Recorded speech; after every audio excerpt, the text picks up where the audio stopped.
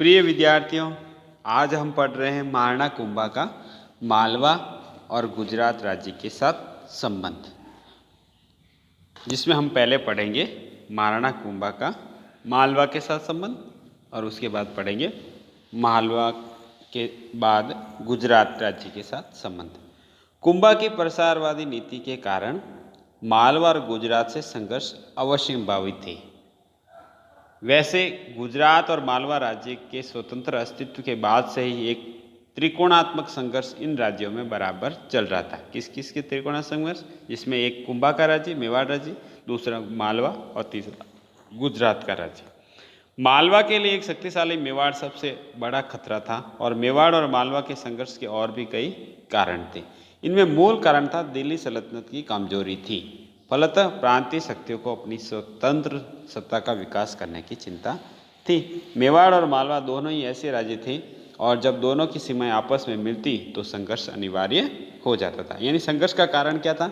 एक तो दिल्ली सल्तनत का कमजोर पड़ जाना, जिससे क्षेत्रीय राज्यों को अपना प्रभाव बढ़ाने का अवसर मिला। तो क्षेत्रीय राज्यों में गुजरात और मालवा, साथ में महाराणा कुंभा का राज्य भी था। इसके अलावा मालवा और मेवाड़ दोनों अपने राज्य की सीमाएं या अपने राज्य का विस्तार करना चाहते थे और इस दौरान इनकी सीमाएं आपस में मिल जाती थी। दूसरा कारण था उस समय मालवा के उत्तराधिकार संघर्ष में कुंभा का सक्रिय भाग लेना। क्या था? 1435 ईस्वी में मालवा के शासक हुसैन शाह की मृत्यु हो गई थी। उसके बाद उसका लड़का मुहम्मद शाह मालवा का सुल्तान बना, जिसे उसके वजीर महमूद खान ने हटाकर 1436 ईस्वी में सिंहासन हड़प लिया। और हुसैन शाह के दूसरे पुत्र उमर खान ने कुंभा से सहायता मांगी और उसने उसे पर्याप्त सहायता दी भी। इसी बीच महमूद ने अचानक आक्रमण करके उमराव खां को मार दिया, परंतु कुंभा के इस कार्य ने महमूद को उसका शत्रु बना दिया। तीसरा कारण था मेवाड़ के विद्रोही सामंत चुंडा और खेमकर्ण आदि को मालवा में शरण दे दी थी। ये सामंत मेवाड़ के विरुद्ध योजनाएं बनाने में प्रोत्साहित करते रहते थे। कुंभा द्वारा इन्हें लौटाने की मांग को सुल्तान ने अस्वीकार कर दिया, इसलिए दोनों राज्यों के बीच संबंध तनावपूर्ण हो गए थे। किंतु दोनों राज्यों के बीच संघर्ष का मुख्य कारण दोनों ही राज्यों की विस्तारवादी नीति थी, है ना। तो प्रश्न उठता है कि मालवा और मेवाड़ राज्य के बीच संघर्ष के क्या कारण थे? तो पहला कारण था दिल्ली सल्तनत का कमजोर पड़ जाना, जिससे क्षेत्रीय शक्तियों को अपना प्रभाव बढ़ाने का अवसर मिला। दूसरा कारण था मालवा के उत्तराधिकार संघर्ष में कुंभा का सक्रिय भाग लेना। जब हुसैन शाह की मृत्यु हुई तो उसका एक लड़का मुहम्मद शाह मालवा का सुल्तान बना, जिसे महमूद खां खलजी ने हटाकर खुद सुल्तान बन गया। तो दूसरे पुत्र हुसैन शाह ने कुंभा से सहायता मांगी, किसके खिलाफ? महमूद खां के खिलाफ। तो इस तरह से महमूद खां और कुंभा के बीच झगड़ा शुरू हुआ। इसके अलावा महमूद खलजी ने मेवाड़ के विद्रोही सामंत चुंडा और खेमकर्ण को अपने राज्य में आश्रय दे दिया था और ये लोग लगातार मेवाड़ के खिलाफ योजनाएं बनाने का प्रयास कर रहे थे, यानी कुंभा के राज्य के खिलाफ षड्यंत्र कर रहे थे। इसके अलावा मुख्य कारण तो यही है कि दोनों राज्यों की अपनी विस्तारवादी नीति थी। तो अब शुरू होता है मालवा और मेवाड़ से बीच संघर्ष, जिसमें प्रथम संघर्ष मेवाड़ और मालवा के मध्य प्रथम संघर्ष 1437 ईस्वी में हुआ, जो सारंगपुर के युद्ध के नाम से प्रसिद्ध हैं। युद्ध का कारण बताते हुए श्यामलदास, शारदा, ओझा आदि ने बताया कि विद्रोही महपा, जिसको मालवा के सुल्तान ने मालवा के सुल्तान ने शरण दे रखी थी, वापस करने की मांग की, किंतु सुल्तान ने क्या कर दिया? मना कर दिया। तब सन 1437 ईस्वी में 1 लाख सवारों 1400 हाथियों की विशाल सेना लेकर कुंभा, मंदसौर, जावरा आदि स्थानों को जीतता हुआ कुंभा सारंगपुर पहुंचा, जहां सुल्तान महमूद खलजी से उसका सामना हुआ। सुल्तान की हार हुई, यानी 1437 के सारंगपुर के युद्ध में। मेवाड़ की सेना ने भागती हुई मालवी सेना का पीछा किया। सुल्तान को मांडू के दुर्ग में पकड़ लिया और उसे चित्तौड़ लाया गया और जहाँ 6 महीने तक कैद में रखा गया। महाराणा ने उसके साथ उचित व्यवहार किया और बिना किसी दंड के उसे मुक्त भी कर दिया। यूएन डे जो इतिहासकार हैं वो कहते हैं कि ऐसा नहीं हुआ था, क्योंकि महमूद खलजी को गद्दी पर बैठे हुए अधिक समय नहीं हुआ था, उसका विरोध भी चल रहा था। यदि ऐसे समय में उसकी निर्णायक हार हो जाती और अपने राज्य के 6 महीने बाहर रहना पड़ता तो उसकी गद्दी कभी सुरक्षित नहीं रह सकती थी। जिस काल में 1437 से 1440 में उसको चित्तौड़ में बंदी के रूप में रखे जाने की बात कही जाती है, उस वक्त महमूद मालवा में ही मिलता है। यानी कुछ इतिहासकार कहते हैं कि महाराणा कुंभा ने महमूद खिलजी को पराजित करके चित्तौड़ में बंदी बनाया रखा था, लेकिन कुछ इतिहासकार कहते हैं कि ऐसा नहीं था, यद्यपि हो सकता है वो पराजित हुआ हो।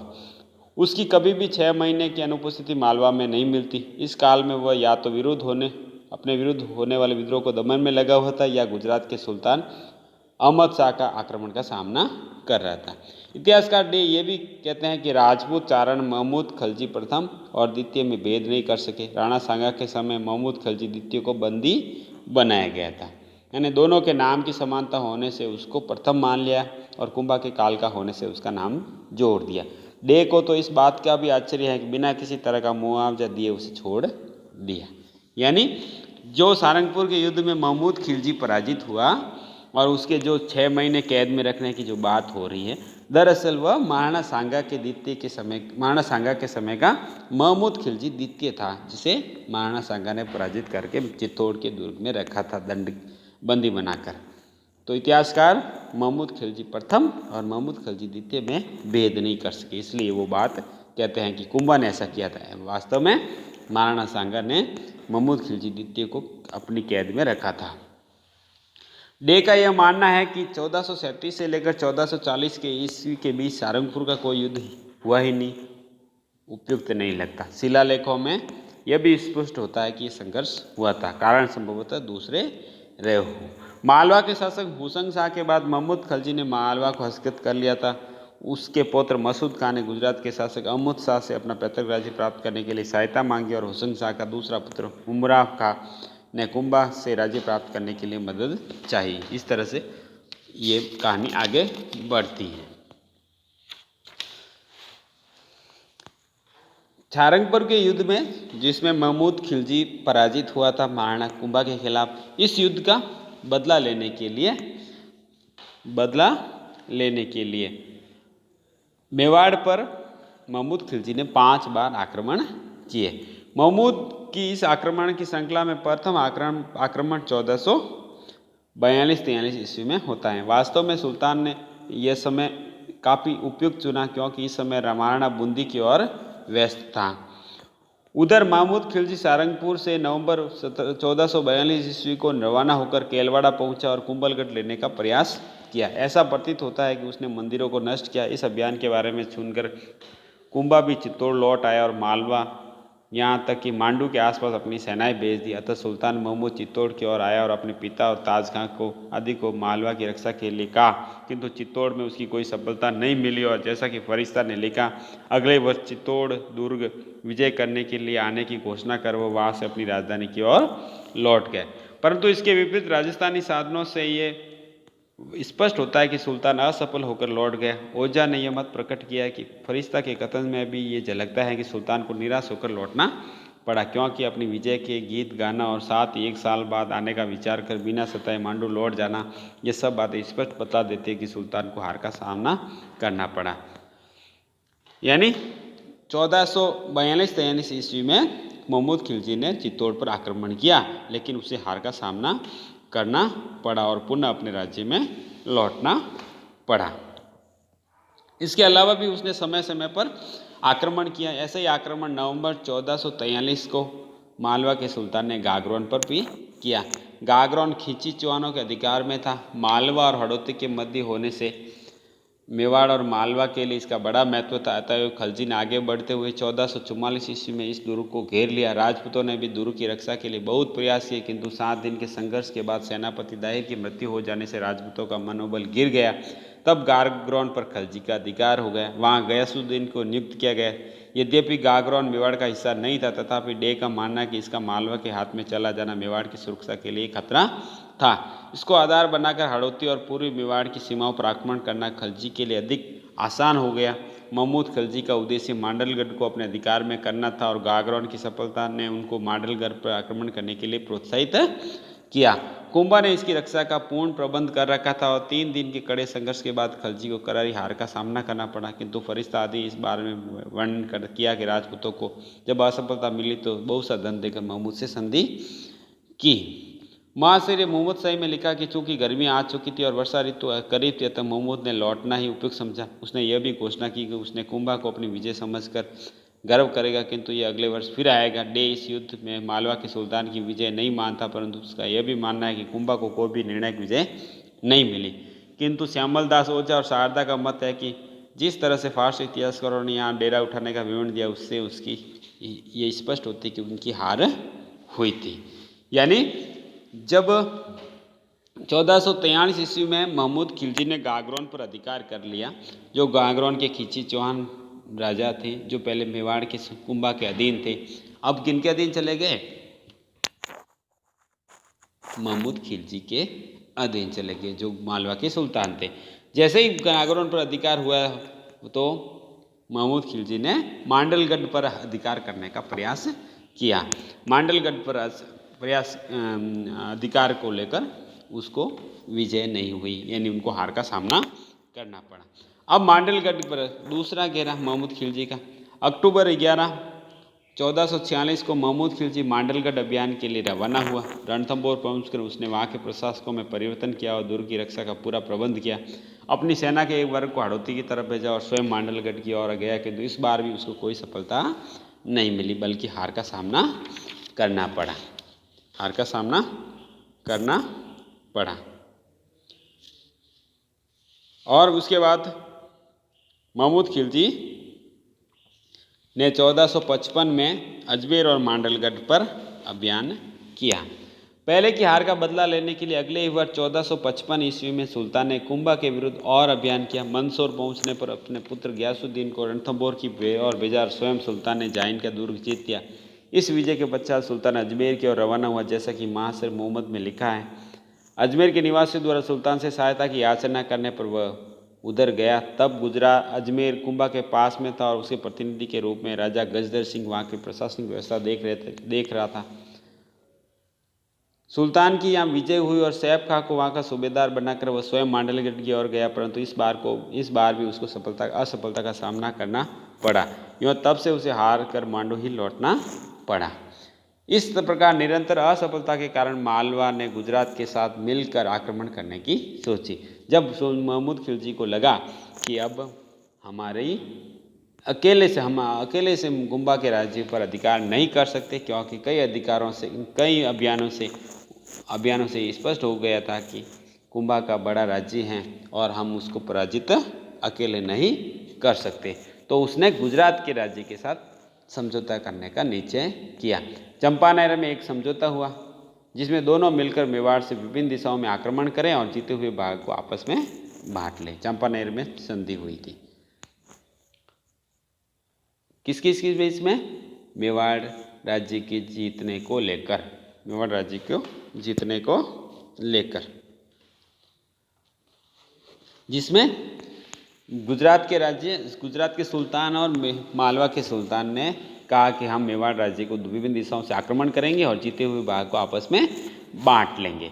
गोडवाड़ चित्तौड़ से सहित दक्षिण पश्चिमी मेवाड़ गुजरात को मिले और मध्य मेवाड़ और उपरमाल गोडवाड़ चित्तौड़ से दक्षिण पश्चिमी मेवाड़ गुजरात को मिले तथा मध्य मेवाड़ उपरमाल हाड़ौती आदि मालवा को मिले। संधि पत्र पर खलजी की ओर से निजामुद्दीन ने व कुतुबुद्दीन की ओर से काजी हिस्सामुद्दीन ने हस्ताक्षर किए। संधि के बाद अगले वर्ष दोनों ने मेवाड़ पर विभिन्न दिशाओं में आक्रमण किया। मालवा के सुल्तान ने चित्तौड़ की ओर कूच किया, परंतु कुंभा ने इस कठिन परिस्थिति में भी अडिग साहसी योद्धा की तरह अपने रण चातुर्य का पूर्ण प्रदर्शन किया और मालवा के सुल्तान को करारी हार का सामना करना पड़ा।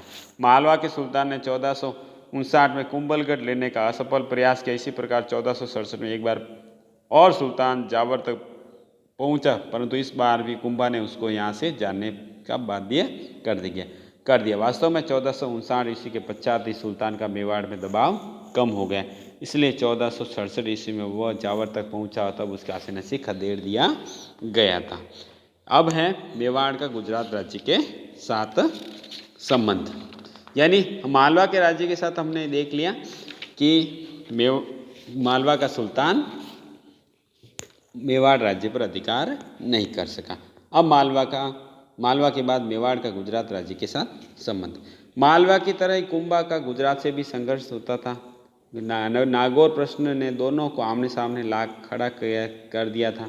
कुंभा का ध्यान एक लंबे समय से नागौर की ओर लगा हुआ था, क्योंकि इस राज्य की सीमा गुजरात से भी लगती थी। अतः गुजरात के शासकों की साम्राज्यवादी भावना के मेवाड़ विरोधी रूप को शांत करने के लिए इस प्रदेश का मेवाड़ या मेवाड़ के मित्र के अधीन होना आवश्यक था। कौन सा राज्य? नागौर का राज्य, जिसकी सीमा गुजरात राज्य के साथ लगती थी।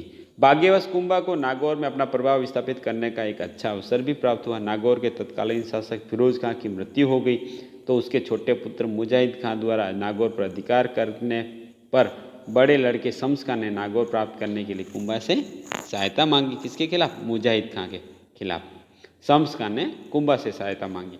कुंभा को अच्छा अवसर और क्या मिलता, वह बड़ी सेना लेकर नागौर पहुंचा। मुजाहिद को वहां से हटाकर महाराणा ने शम्स खां को गद्दी पर बिठाया, परंतु गद्दी पर बैठते ही शम्स खां ने अपने सारे वादे भूल गया। उसने संधि की शर्तों का उल्लंघन करना शुरू कर दिया। स्थिति की गंभीरता समझकर कुंभा ने शम्स खां को नागौर से निकालकर उसे अपने अधिकार में कर लिया। शम्स खां भागकर गुजरात पहुंचा और अपनी लड़की की शादी सुल्तान कुतुबुद्दीन से कर गुजरात से सैनिक सहायता प्राप्त की और महाराणा की सेना के साथ युद्ध करने की ओर बढ़ा। परंतु विजय का सेहरा मेवाड़ के सिर बंधा। गुजरात के सुल्तान कुतुबुद्दीन ने पराजय का समाचार पाकर उसने स्वयं ने सेना लेकर मेवाड़ पर आक्रमण किया। अपने सेनापति इमाद उद मुल्क को मेवाड़ की ओर भेजा और स्वयं ने कुंभलगढ़ पर आक्रमण करने का प्रस्थान किया। इस दोहरे आक्रमण को भी महाराणा ने डटकर मुकाबला किया और अंत में गुजराती सेना परास्त हुई और अहमदाबाद की ओर भागी। फरिश्ता भी लिखता है कि कुंभलगढ़ के पास राणा ने मुसलमानों पर कई हमले किए, परंतु वह कई बार हारा और बहुत सा रुपया और धन देकर कुतुबुद्दीन से संधि कर लौट गए। जबकि दूसरे इतिहासकार कहते हैं कि कुतुबुद्दीन के आक्रमण इतना भयंकर था कि अत्यधिक जन धन की हानि हुई। राणा द्वारा पुनः नागौर पर चढ़ाई न करने के आश्वासन और अच्छी रकम देने के बाद मेवाड़ को मुक्ति मिली। जबकि ओझा का मानना है कि यदि कुतुबुद्दीन नजराना लेने पर संधि करके लौटा होता तो गुजरात और मालवा के दोनों सुल्तानों को परस्पर मिलकर मेवाड़ पर चढ़ाई करने की आवश्यकता ही नहीं रहती। जैसा कि बाद में सिद्ध हुआ कि मालवा और गुजरात के दोनों सुल्तानों ने चंपानेर की संधि की और संधि में ये निश्चित हुआ कि हम दोनों मिलकर मेवाड़ राज्य को आपस में बांट लेंगे। मेवाड़ पर पुनः गुजरात राज्य की ओर से आक्रमण। चंपानेर समझौता के तुरंत बाद गुजरात में मेवाड़ पर आक्रमण किया।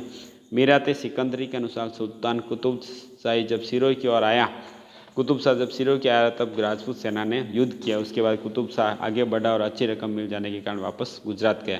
परंतु कीर्ति स्तंभ प्रशस्ति यानी राजस्थानी साधनों से स्पष्ट होता है कि इस बार भी गुजरात के सुल्तान को हार का सामना करना पड़ा।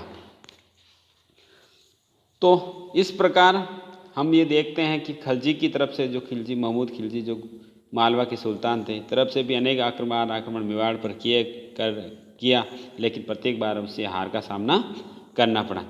लेकिन जब इन्होंने दोनों मिलकर, गुजरात राज्य और मालवा के राज्य ने भी मिलकर मेवाड़ पर आक्रमण किया, फिर भी मेवाड़ को जीता नहीं सके। कुंभा ने अपने रण चातुर्य और कूटनीति के द्वारा मेवाड़ में आंतरिक शांति और समृद्धि की स्थापना ही नहीं की, अपितु मेवाड़ की बाह्य शत्रुओं से रक्षा भी की। महाराणा कुंभा ने कई दुर्गों का निर्माण करवाया और मेवाड़ को वैज्ञानिक और सुरक्षित सीमाएं प्रदान की और अपना प्रभुत्व स्थापित किया। इसी कारण दिल्ली और गुजरात के सुल्तानों ने उसे हिंदू सुल्तान जैसे विरुद्ध से विभूषित किया। इतना ही नहीं, इतिहासकार शारदा ने कहा कि उसे राणा प्रताप और सांगा से भी अधिक प्रतिभावान माना है और लिखा है कि महाराणा कुंभा ने मेवाड़ के गौरवशाली भविष्य का मार्ग प्रशस्त किया था। तो हमने ये देखा कि किस तरह से महाराणा कुंभा ने अपने रण चातुर्य से मालवा और गुजरात के राज्य के समृद्ध आक्रमण से भी अपने राज्य की रक्षा की। धन्यवाद। अगले वीडियो लेक्चर में हम पढ़ेंगे महाराणा कुंभा की सांस्कृतिक उपलब्धियाँ।